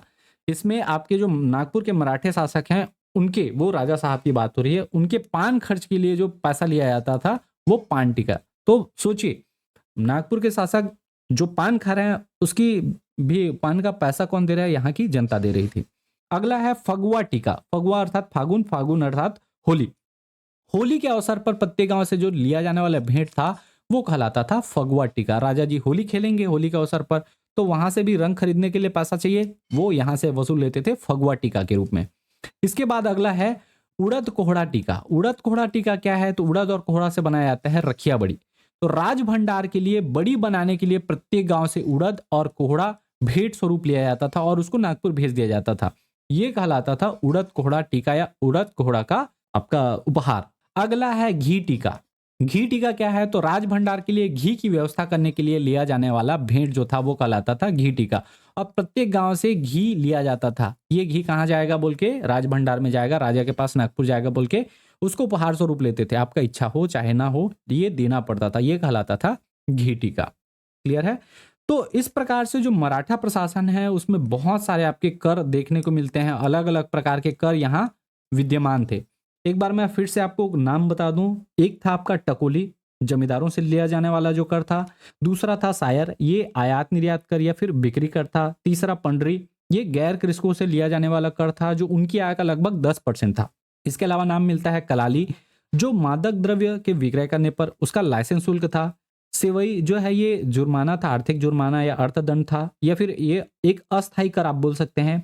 इसके अलावा महाल जो था ये खालसा भूमि पर टैक्स था, और जमींदारी कर ये आयातित अनाज पर लिया जाने वाला कर था, जो प्रति गाड़ी क्या था 3 पयाली लिया जाता था। अन्य कर में हम लोगों ने जाना था पट्टी, जो प्रति घर के पीछे लगाया जाने वाला कर था। जूहा पट्टी, जो प्रति हल या नागर के पीछे लगाया जाने वाला कर था। टोएंगा पट्टी, ये गैर निवासी या घुमंतु या फिर बंजारों से लिया जाने वाला जो कर था। पंदरी पट्टी, शूद्रों से लिया जाने वाला कर। जहीद टीका, गौटिया या पटेल बनने पर सरकार को दिया जाने वाला जो भेंट था। चैतियाई कर जो था ये संपत्ति का 1/4 हिस्सा भेंट स्वरूप लिया जाता था, ठीक है, कर के रूप में लिया जाता था। और चौथी जो था ये अनधिकृत रूप से अर्जित संपत्ति का 1/4 हिस्सा कर के रूप में लिया जाता था। इसके अलावा घाट गारा, गाड़ी को नदी पार कराने के लिए जो लिया जाने वाला टैक्स था। इजारा करता, तीर्थ स्थानों पर व्यापारियों से लिया जाने वाला कर, ये सब आपके कर विद्यमान थे। इसके अलावा विवाह के समय आपके मुंडोनून अर्थात विवाह पर लगने वाला कर, ये वर और वधु दोनों से लिया जाता था। पैठो, विवाह टूट जाने या स्वेच्छा से नया रिश्ता जोड़ने पर लगने वाला जो कर था। चूरी पहरावन, विधवा या परित्यक्ता स्त्री के पुनर्विवाह पर लगने वाला कर। धुजौनी, विधवा स्त्री जब अपने देवर से पुनर्विवाह करती तो उसके देवर पर लगने वाला कर। सावनु या सावन, साबुन या सावन क्या है, तो विधवा या परित्यक्ता स्त्री का पुनर्विवाह न कराकर माता पिता उसे अपने पास रख लेते थे, और उस पर माता पिता को लगने वाला जो कर था वो क्या कहलाता था, सावन या साबुन। इसके अलावा गुनहगारी कर, गुनहगारी कर क्या होता था, तो यह कर पर स्त्री से लैंगिक संबंध तथा कुंवारियों से लैंगिक संबंध रखने वालों के ऊपर दंडात्मक रूप से लगाया जाता था।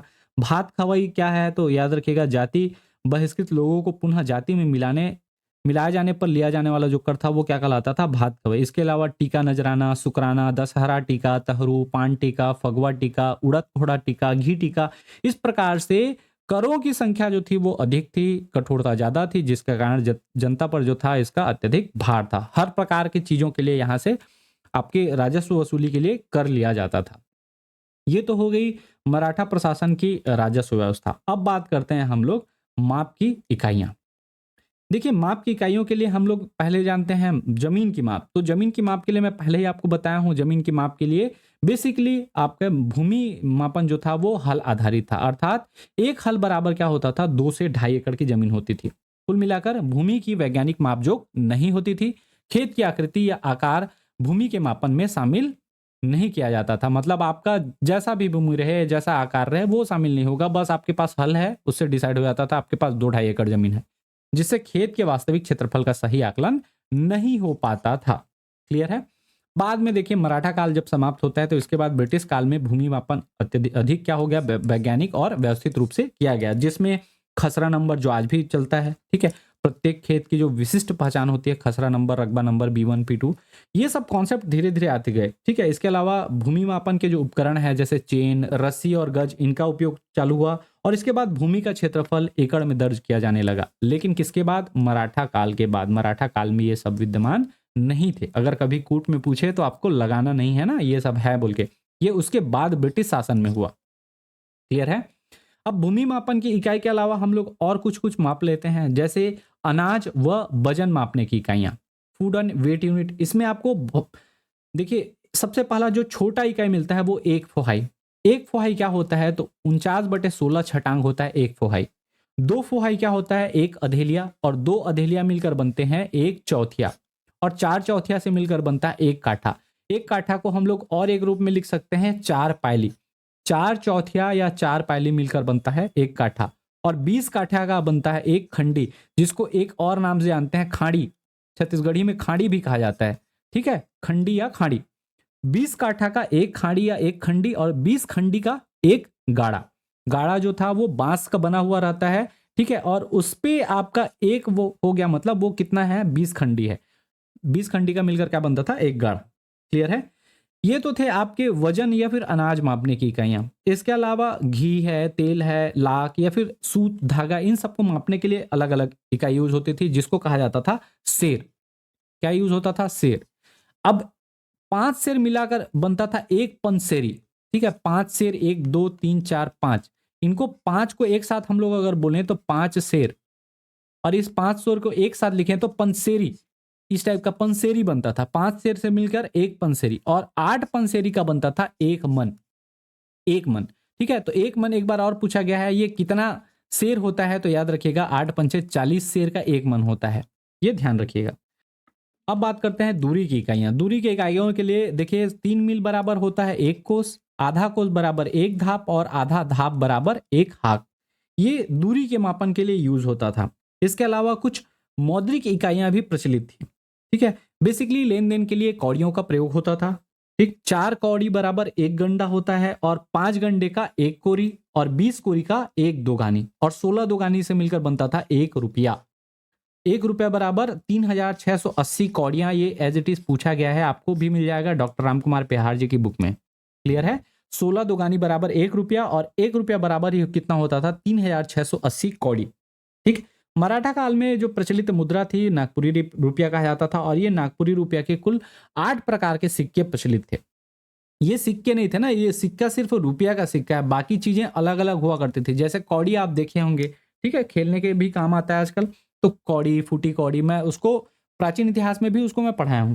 ठीक है, तो 8 प्रकार के कौन कौन से सिक्के थे? तो पहला होता है जरी पट्टा, दूसरा अग्नुलाला, तीसरा रघु जी का रुपया, चौथा मन भट्ट, पांचवा है चांदी रुपया, छठवां सिमराम रुपया, सातवां है जबलपुर रुपया, और आठवां रामजी टाटिया।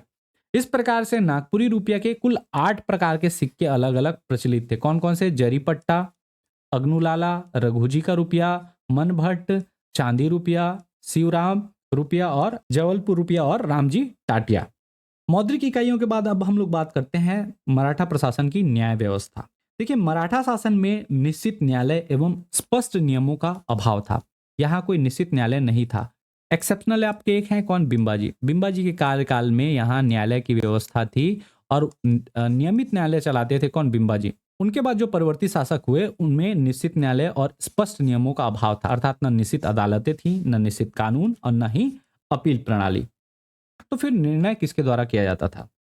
तो निर्णय याद रखिएगा, गांव क्षेत्र में कभी गौटिया, कभी पटेल, परगने क्षेत्र में कभी कमाविजदार, और सूबा क्षेत्र में कभी सूबेदार। और विवाद होती थी, इन सब से गुजर कर भी विवाद की स्थिति होती थी, तो नागपुर के शासक का निर्णय अंतिम और सर्वमान्य होता था। और इसमें याद रखिएगा 2 ही व्यक्ति आपको दिखेंगे, एक है सूबेदार और दूसरे नागपुर के शासक।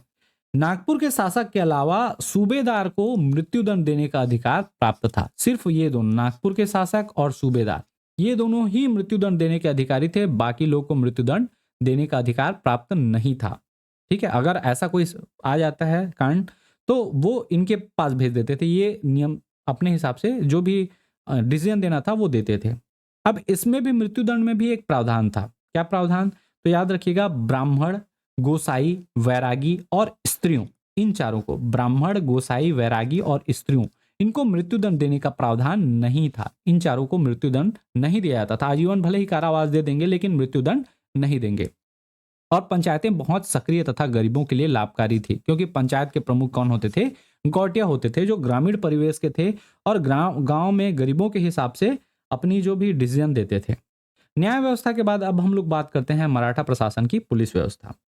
देखिए, छत्तीसगढ़ में मराठा काल में नियमित पुलिस व्यवस्था का अभाव था। मतलब यहाँ प्रॉपर पुलिसिंग नहीं था। कमाविजदार को परगने का प्रमुख पुलिस अधिकारी होता था। ठीक है, सूबेदार सूबे का प्रमुख पुलिस अधिकारी, और सेबंदी जो है ये कमाविजदार के अधीन होते थे। बेसिकली सेबंदी जो है वो ये पुलिस प्रशासन का ही एक हिस्सा था, एक व्यक्ति थे, एक पोस्ट हुआ करता था, जैसा कि मैं अभी थोड़ी देर पहले बताया हूं आपको। ठीक है, सेबंदी कौन होते थे? तो ये कमाविजदार के अधीन होते थे। गौटिया पर गांव की सुरक्षा का दायित्व था, तथा वह अपराधों की सूचना किसको देता था? कमाविजदार को देता था। जो भी अपराध होते थे उसकी सूचना किसको देता था? कमाविजदार को। अब सूचना देने के लिए गौटिया खुद जाएगा? तो जी नहीं, गौटिया सूचना देने के लिए हरकारों की नियुक्ति करता था। ठीक है, उस समय हरकारों की नियुक्ति की जाती थी। जो हरकारे हैं ये पूछा जा चुका है। हरकारे किसके शासनकाल में थे? मराठा प्रशासन में। ये सूचना तंत्र का हिस्सा था। एक जगह से दूसरी जगह सूचनाएं, खासकर गांव के गौटिया से सूचना कमाविंदार को देने का कार्य कौन करता था? हरकारे करते थे। ठीक है, तो हरकारों की नियुक्ति की जाती थी हर गांव में। ठीक, और ग्रामीण स्तर पर कोतवाल जो था वो सुरक्षा अधिकारी होता था। आपको मैं पहले ही बताया हूं, कोतवाल की नियुक्ति शासन के द्वारा की जाती थी, जबकि चौहान की नियुक्ति गांव के गौटिया के द्वारा किया जाता है। तो कोतवाल क्या था? गांव का सुरक्षा अधिकारी हुआ करता था। पुलिस व्यवस्था के बाद अब हम लोग बात करते हैं मराठा कालीन आपकी सैन्य व्यवस्था। देखिए, मराठा काल में सैन्य व्यवस्था की स्पष्ट जानकारी का भी अभाव मिलता है, किंतु बिंबाजी के समय लगभग 5,000 सैनिक उनकी सेना में थे, जिसमें से स्थानीय लोग उनके सैनिक नहीं बनते थे। रीजन, क्योंकि उस समय बिंबाजी जब आए थे तो कलचुरी शासकों को हरा कर वो यहाँ वाला क्षेत्र वो लोग जीते थे, तो यहाँ वाले उतना ट्रस्ट नहीं कर पाए थे, तो बिंबाजी के समय सैनिक नहीं बनते थे। लेकिन धीरे धीरे बाद में क्या हुआ, जो परवर्ती मराठा शासक आए, सूबेदार आए, जिलेदार आए, उस समय जेटी ब्लंट ने लिखा है कि उनके अनुसार मराठा के सेना के जो अधिकांश सैनिक थे वो बाहर से आए हुए व्यक्तियों पर आधारित था, जिन्हें वेतन नकद या फसल कर से प्रदान किया जाता था। उनको वेतन कहाँ से देते थे? नकद मतलब कैश देते थे, या फिर फसल या कर से प्रदान करते थे। और ये अधिकांश सैनिक कहाँ से? बाहर से आए हुए व्यक्तियों पर आधारित था। ठीक है, अब देखिए धीरे धीरे जब मराठा शासन यहाँ बस गया, तो उसके बाद यहाँ छत्तीसगढ़ के स्थानीय लोग जो हैं, खासकर जो कृषक हैं, वो अस्थायी सैनिक की भूमिका निभाते थे सैन्य व्यवस्था में। यहाँ के स्थानीय लोग, खासकर कौन? कृषक वर्ग जो था वो अस्थायी सैनिक की भूमिका निभाते थे। अस्थायी सैनिक का भूमिका से तात्पर्य क्या है? जब वर्षा का मौसम है, कृषि का मौसम है, तब वो कृषक के रूप में कार्य करते थे, और जैसे ही कृषि कार्य समाप्त हो जाता था तो वो क्या बन जाते थे? सैनिक बन जाते थे, अस्थायी। ठीक है, ये डिपेंड करता था मौसम के ऊपर। क्लियर है? तो जैसे ही आपका बरसात का मौसम खत्म होता था, वो अस्थायी सैनिक के रूप में ज्वाइन कर लेते थे, वहां से उनको भी जो भी पैसा मिलता था वो मिल जाता था। अब जानते हैं सैन्य व्यवस्था के बाद मराठा कालीन आर्थिक दशा। देखिए, छत्तीसगढ़ में मराठा कालीन छत्तीसगढ़ की जो आर्थिक दशा है उसको लेकर इतिहासकारों के बीच में मतभेद है। ठीक है, अलग अलग इतिहासकार अलग अलग चीज कहते हैं। अंग्रेजों में ही आपको द्वंद्व दिख जाएगा। ठीक है, अंग्रेज अधिकारियों ने इसे दयनीय और शोषणग्रस्त बताया है। क्यों बताया है? क्योंकि उनको अपना जो शासनकाल है वो अच्छा दिखाना था, तो डेफिनेटली वो लोग क्या करेंगे? यहाँ का शासनकाल मराठों का क्या दिखलाएंगे? शोषणग्रस्त था, दयनीय था, ऐसा था, वैसा था, मतलब जितना नीचा दिखा सकते हैं वो दिखाने का प्रयास किए हैं अंग्रेज इतिहासकार। ठीक है, जबकि तत्कालीन विदेशी यात्रियों ने इस भूमि की उर्वरता और उत्पादन की भी प्रशंसा की है। कुछ आपको नाम मिलेंगे जिन्होंने बुराई किया है, कुछ नाम मिलेंगे जिन्होंने इसकी प्रशंसा भी की है। और इस पर एक मशहूर इतिहासकार हैं छत्तीसगढ़ के, डॉक्टर पीएल मिश्रा जी। वो लिखते हैं कि धरती हमारा धान का कटोरा है, हमारे खेतों की कृषि व उपज, लहराते खेतों को देख अंग्रेज यात्री फॉरेस्टर जो कि 1790 में यहाँ से गुजरे थे, इस क्षेत्र को कंगाल का वर्धमान कहकर पुकारा है। कंगाल का वर्धमान मतलब यहाँ फुल कंगाली छाया हुआ था। ये कौन बोलते हैं? अंग्रेज यात्री फॉरेस्टर। ये महिपत राव के समय में आए थे। ठीक है, अब थोड़ी देर बाद, 5 साल बाद, 1790 में आए हैं, 1795 ईस्वी में दूसरे अंग्रेज यात्री कैप्टन ब्लंट, जेटी ब्लंट, जिनके कारण भोपालपट्टनम संघर्ष हुआ था। ठीक, कैप्टन जेटी ब्लंट ने इसकी उपज को देखकर लिखा कि यहाँ से प्रतिवर्ष लगभग 1 लाख बैलगाड़ियों में अनाज बाहर भेजा जाता है। कहाँ भेजा जाता था? तो कटक भेजा जाता था। तो अब सोचिए, दो अलग अलग अंग्रेज यात्री, दोनों के में कितना ही द्वंद आपको देख रहे हो। एक बोल रहा है यहाँ पूरा कंगाली छाया हुआ था, दूसरा बोल रहा है कि यहाँ से प्रतिवर्ष 1 लाख बैलगाड़ियों में अनाज बाहर भेजा जाता था। जिसका तात्पर्य है ये है कि यहाँ की जो आर्थिक स्थिति थी वो ठीक ठाक थी। अब मराठे जो थे, इनके काल में कृषि जो थी वो एक एक फसली मानी जाती थी। मुख्य फसल थी कृषि, और वो एक फसली थी, अर्थात पूरी तरह से मानसून पर आधारित थी। कृषि उत्पादों के लिए स्थानीय मंडियों का अभाव होने के कारण किसानों को अपना अनाज बहुत सस्ते दामों पर बेचना पड़ता था, क्योंकि सही से स्थानीय मंडियां नहीं थी। आज के डेट में जो कृषि उपज मंडी देखते हैं, उस समय वैसा नहीं था, उसका अभाव था। इसलिए साहूकारों को, सेठ महाजनों को अपना अनाज बहुत सस्ते दामों पर बेचना पड़ता था। और मजदूरों की मजदूरी जो थी वो बहुत कम थी। आप सोचेंगे कितना कम? 50 रुपये, 10 रुपये, 20 रुपये पर डे? तो गलत जवाब।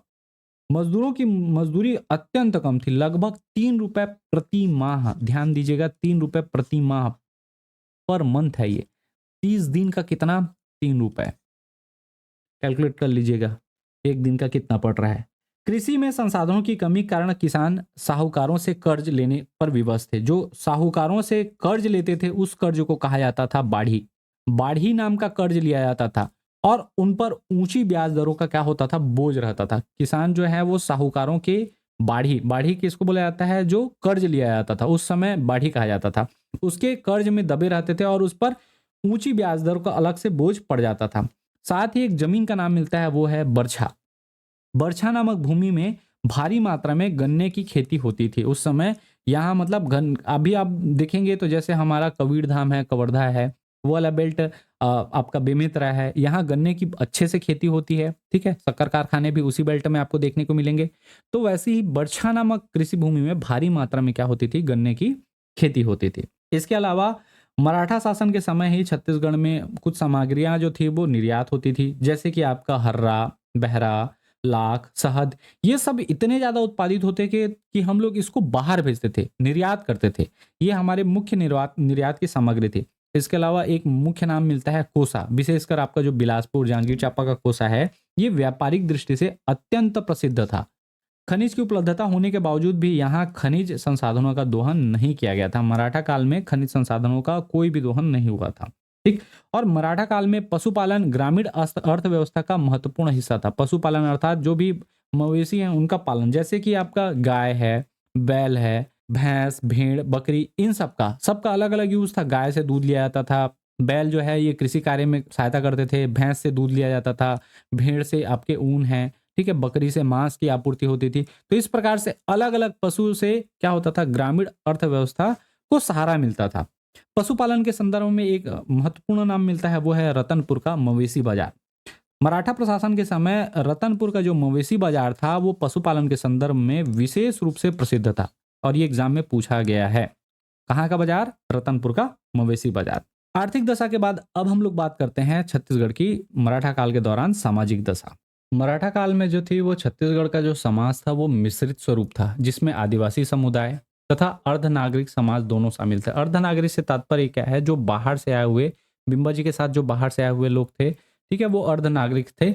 इसके अलावा आदिवासी समुदाय और अर्धनागरिक समाज दोनों शामिल थे। ठीक है, समाज में जाति व्यवस्था का अस्तित्व अस्तित्व तो था, परंतु अत्यंत कठोर स्वरूप में नहीं था। अर्थात यहाँ जाति व्यवस्था जो थी वो विद्यमान थी, ठीक है, छुआछूत था, लेकिन उतना कठोर नहीं था। इसलिए सामाजिक स्तर पर भेदभाव की जो तीव्रता थी वो अपेक्षाकृत कम थी।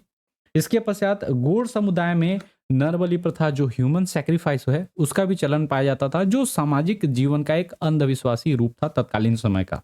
समाज में अंधविश्वास का प्रभाव गहरा था।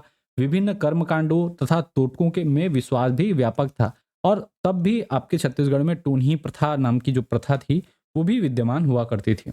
अगर बात करें स्त्रियों की स्थिति की, तो मराठा काल में छत्तीसगढ़ की जो स्त्रियां थी वो श्रृंगार प्रिय मानी जाती थी। सामान्यतः वे अलंकरण और सौंदर्य सज्जा से में रुचि रखती थी, जो सांस्कृतिक परंपरा का हिस्सा था। साथ ही इनके आवास और जीवन शैली की बात करें तो इस काल में अधिकांश लोगों के मकान कच्चे होते थे, जिनका निर्माण घास फूस छप्पर से किया जाता था, जिनकी जीवन शैली सरल, परंपरागत और प्रकृति के समीप हुआ करती थी। बात करें मराठा कालीन शिक्षा व्यवस्था की, शिक्षा में देखिए मराठा काल में छत्तीसगढ़ में शिक्षा का प्रसार जो था ये अत्यंत न्यूनतम था, बहुत ही कम था। अब न्यूनतम होने का कारण क्या था? तो अधिकांश लोगों की जो शिक्षा होती थी वो घर पर आधारित होती थी, अर्थात विद्यार्थी जो थे अपने ही घरों में सामान्य स्तर की शिक्षा प्राप्त करते थे। इस समय बहुत कम स्कूल संचालित होते थे। दो ही स्कूल आपको देखने को मिलेंगे, तत्कालीन विद्यालय या विद्या मंदिर रतनपुर और रायपुर में थे। ठीक। इन विद्यालयों पर जो पहुंच थी वो भी धनाढ्य वर्ग की थी, ठीक है, केवल सीमित वर्ग के लोगों के लिए ये आपके स्कूल संचालित थे, इसलिए आम जनता में साक्षरता का स्तर जो था वो कम रहा था। मराठा शासन काल में शिक्षा और दैनिक व्यवहार में हिंदी और मराठी दोनों भाषाओं का प्रयोग किया जाता था। इसमें शिक्षा और दैनिक व्यवहार में। लेकिन अगर इसको देखें प्रशासनिक स्तर पर, तो प्रशासनिक स्तर पर मराठी का प्रभाव अधिक था, क्योंकि मराठों का शासन है तो मराठी का प्रभाव तो रहेगा, जबकि सामान्य जनजीवन जो है उसमें हिंदी और स्थानीय बोलियां जैसे कि छत्तीसगढ़ी, गोंडी, हल्बी, इन सब की प्रमुखता पाई जाती थी। शिक्षा के बाद अब हम लोग बात करते हैं मराठाकालीन धर्म और संस्कृति की। देखिए मराठा शासन के दौरान छत्तीसगढ़ की जो धार्मिक पहचान है वो हिंदू आस्था और जनजातीय परंपराओं के मिश्रण से निर्मित थी। ग्राम्य और जनजातीय समाज में बूढ़ा देव और ठाकुर देव जैसे स्थानीय देवताओं की पूजा अत्यधिक प्रचलित थी। समाज में शाक्त पूजा या शक्ति पूजा जो देवी उपासना है वो भी व्यापक थी, जो मंदिर, पर्व और अनुष्ठानों में स्पष्ट दिखाई देती है। इसके साथ ही मराठा शासन काल के दौरान ही जो कबीर पंथ है वो अत्यंत प्रभावी रहा। इस पंथ ने समाज में भेदभाव, विरोध करना, सहज भक्ति और नैतिकता के विचारों को भी बढ़ावा दिया। इसके साथ ही छत्तीसगढ़ के इतिहास का एक स्वर्णिम अध्याय जो था वो था बाद के दौर में 1820 से लेकर 30 के बीच में संत गुरु घासीदास जी इनके द्वारा सतनाम पंथ की स्थापना होती है, जो एक स्वर्णिम आप बोल सकते हैं मराठा शासन काल के दौरान ही हुआ था। संत गुरु घासीदास जी के द्वारा किस पंथ की स्थापना हुई थी? सतनाम पंथ। ठीक है, जिसने सत्य, समानता और अहिंसा के मूल्यों पर बल दिया और सामाजिक चेतना को बढ़ाया। क्लियर है? तो ये चीजें आपको याद रखनी है। अगर हम लोग संत गुरु घासीदास जी की बात करें तो इनके ऊपर डेडिकेटेड हम लोग कभी वीडियो बनाएंगे। ठीक, इनके द्वारा किस पंथ की स्थापना किया गया था? सतनाम पंथ। इसके अलावा मराठा काल में ही आपका जो छत्तीसगढ़ी भाषा है ये समाज की मुख्य और व्यापक बोली थी। जनजीवन में भाषा अत्यंत महत्वपूर्ण है। ठीक है, जिसमें लोकगीत, लोक गाथाएं, कथा कहानी, उत्सव इन्हीं के माध्यम से क्या रहे? संरक्षित रहे। छत्तीसगढ़ी में ही आपके जितनी भी लोक गाथाएं हैं। ठीक, मराठा काल में छत्तीसगढ़ की लोक संस्कृति अत्यंत समृद्ध थी। लोकगीत जो थे इसमें श्रम, प्रेम, प्रकृति और उत्सवों पर ये आधारित हुआ करते थे। लोक नृत्य सामूहिक आनंद और उत्सव के अवसरों पर किए जाते थे और साथ ही लोक चित्रों में पौराणिक व सांस्कृतिक प्रतीकों पर आधारित चित्रशैली देखने को मिलती है। इनसे जनता की सामुदायिक एकता, सांस्कृतिक अभिव्यक्ति और उत्सव धर्मिता प्रकट होती थी। अब देखिए, धर्म के नाम पर ही कुछ दान भी दिए जाते थे। तो दान दिए जाने वाली भूमियों के बारे में जान लेते हैं। आपको कुल 4 नाम मिलेंगे। सबसे पहला नाम मिलता है धर्मदाय, अर्थात धर्म के नाम पर दिया जाने वाला दान वाला भूमि, अर्थात धार्मिक उद्देश्यों या धार्मिक संस्थाओं के लिए दिया जाने वाला भूमि दान क्या कहलाता था? धर्मदाय कहलाता था। दूसरा नाम मिलता है देव स्थान। देव स्थान यानी कि मंदिर, जहां देवालय बनाए जाते थे। तो मंदिरों के लिए दिया जाने वाला जो भूमि दान है वो देव स्थान कहलाता था। तीसरा नानमुख। ठीक है, नामनुक जो था ये कमाविंजदार को दान के रूप में दिया जाने वाला भूमि था। और अंतिम मिलता है मोकासा, ये ब्राह्मणों को दान में दिया जाने वाला भूमि था। ठीक, अब प्रत्येक गांव में ये 4 प्रकार की भूमि विद्यमान होती थी, प्रत्येक गांव में होती थी, याद रखिएगा।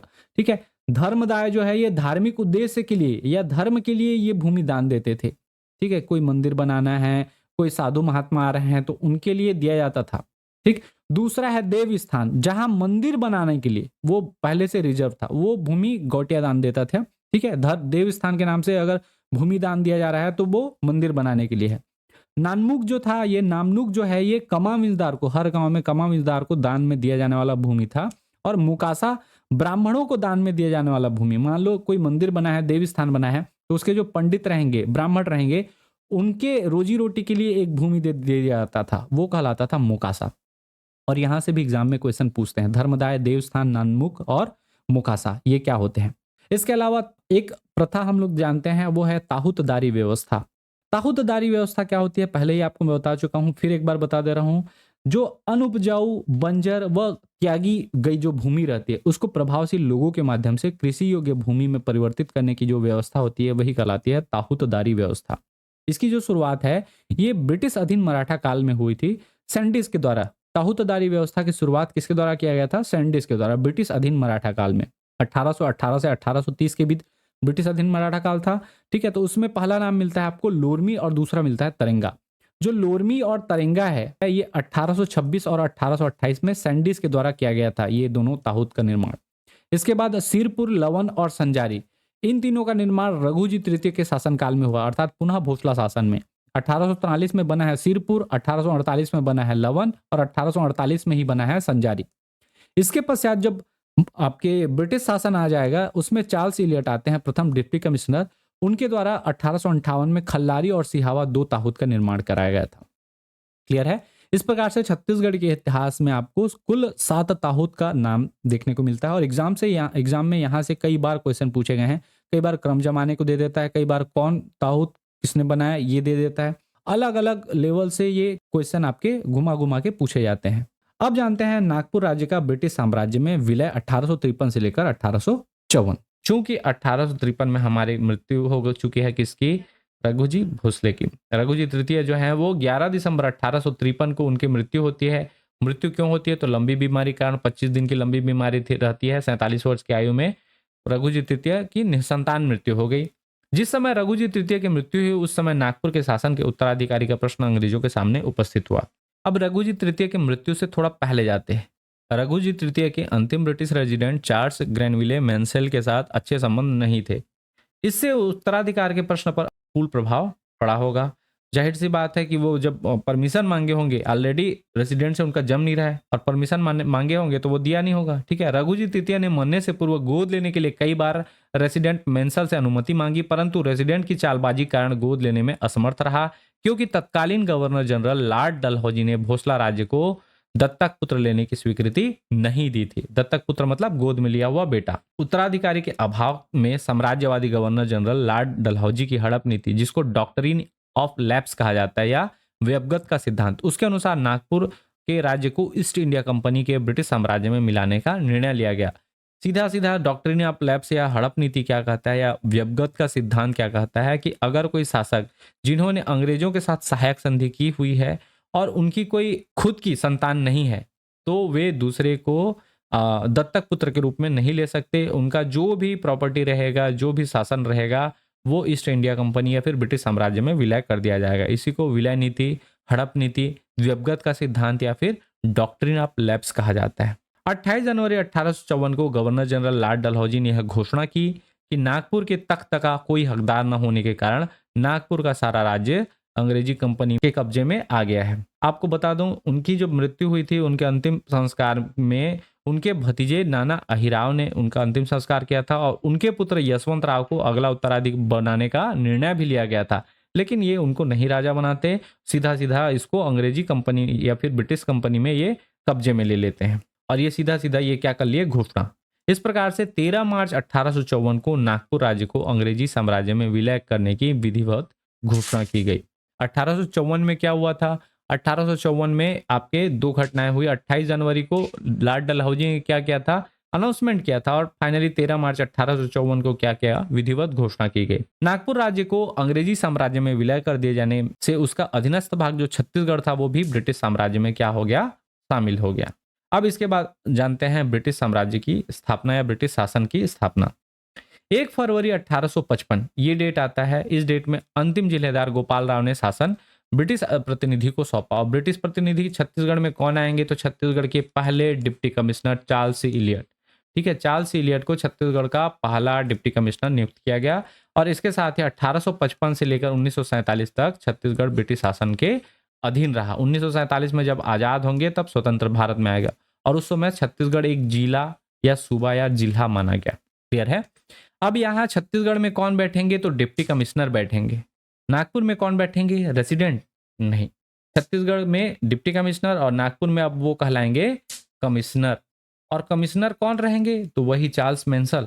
ठीक है, कमिश्नर चार्ल्स मेंसल बनेंगे और डिप्टी कमिश्नर छत्तीसगढ़ में कौन बनेंगे, चार्ल्स इलियट। जो 5 सूबा या जिले थे वहां 5 सूबा में डिप्टी कमिश्नर बैठाया गया और इन डिप्टी कमिश्नर के सहयोग के लिए 2 असिस्टेंट डिप्टी कमिश्नर की नियुक्ति होगी। एक असिस्टेंट का डिप्टी कमिश्नर रायपुर में रहेंगे और दूसरे रहेंगे रतनपुर में। छत्तीसगढ़ की बात कर रहा हूं मैं। ठीक है, तो ये जो घटना चलेगी ये ब्रिटिश शासन में हम लोग इस सब चीज के बारे में समझेंगे। अब हमारे यहाँ कौन आ चुके हैं, ब्रिटिश कमिश्नर, आपके ब्रिटिश डिप्टी कमिश्नर आ गए हैं चार्ल्स सी इलियट। क्लियर है? इसके आगे की घटना हम लोग ब्रिटिश, अब कंप्लीट कौन सा आ जाएगा, तो ब्रिटिश शासन आ जाएगा। इसमें हमारे अब मराठे नहीं रहेंगे। कुल मिलाकर ब्रिटिश शासन 1854 से स्टार्ट हो जाएगा। ये हमारा उमंग ट्यूटोरियल का ऐप है जिसे आप प्ले स्टोर में डाउनलोड कर सकते हैं, जिसमें आपको paid e books, free classes, syllabus और बाकी अन्य चीज़ें आपको स्टडी मटेरियल प्रोवाइड की जाती हैं। ये हमारे कुछ सोशल साइट्स हैं जिसमें आप हमें फॉलो कर सकते हैं। आशा है कि आज का सेशन आपको समझ आया होगा। अगर वीडियो पसंद आता है तो प्लीज़ वीडियो को लाइक करें, चैनल पर आप नए हैं तो चैनल सब्सक्राइब करें। मिलते हैं बहुत जल्द अगली वीडियो में, तब तक के लिए जय हिंद, जय भारत, वंदे मातरम।